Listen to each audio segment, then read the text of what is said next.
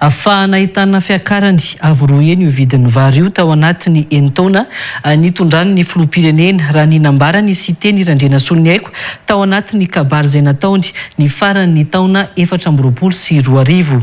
Nanomboka tamin'ny 900 ariary mantsy ny kapoakany vary enitaona lasa tamin'ny filohan'ny Repoblika nanontany ny vahoakany Toliara tao anatiny fampielezan-kevitra nataony ny taona 2024. Saingy 400 ariary ny kapoakany vary tamin'ny fanontaniany sy teny Irandrena Solomiaiko ny ponina tao Toliara ihany tamin'ny farany taona 2024 iny raha ny nambarany lehibe ny mpanohitra eo anivon'ny anteny meram-pirenena hatrany. Tsy mahay mamoky ny vahoaka malagasy ny fitondram-panjakana hoy sy teny Irandrena Solomiaiko tao anatin'io kabary ny jeritodika famaranana ny taona 2024 io ny antsiprian'izay. Tafiditra ao anatin'ny foto-tsakafon'ny malagasy ny vary raha nambarany sy teny Irandrena Solomiaiko tao anaty kabary nataony iraika amin'ny 3 Desambra 2024 lasa teo. Io fototry ny sakafo mihitsy nefa no lasa misy fitombim-bidy raha ny nambarany. Voalohany indrindra raha ny malagasy tompoko dia ny foto-tsakafontsika tsy mahalala fa ny vary. Enitaona eo ny nitondrany Ngai Anjenirana Rajoelina ny firenena. 900 ariary ny vary tamin'io enitaona lasa io hoy sy teny Irandrena Solomiaiko. Te hiverina amin'ny nanomboana Ngai Anjenirana Rajoelina anty fitantanan'ny firenena malagasy ity ny tenako ohatrinona ny vidin'ny vary tamin'izany.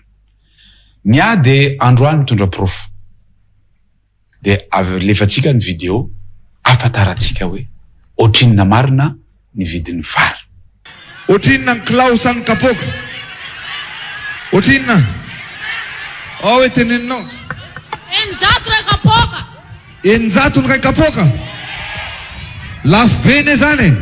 Hitatsika sy henitsika fa ny vahoaka mihitsy no nanontaniany Ngai Anjenirana Rajoelina fa 900 ny kapoakany vary tamin'izy vao naka an'izao fitondrana izao. Nahitana fitombony avy roa eny izany tao anatin'ny fotoana nitondran'ny filoham-pirenena hoy hatrany sy teny Irandrena Solomiaiko. Ambarako eto anefa izaho sy teny Irandrena Solomiaiko niverina tamin'ny vahoakako nanontany ohatrinona ny vidin'ny vary. Tao araharahantsika. Kapoaka vary io ny telonjato sy 500. Miakatra arivo raiky. Izany hoe raha ny 900 ny vidin'ny kapoakany vary amin'izao fotoana izao dia lasa 200 sy arivo.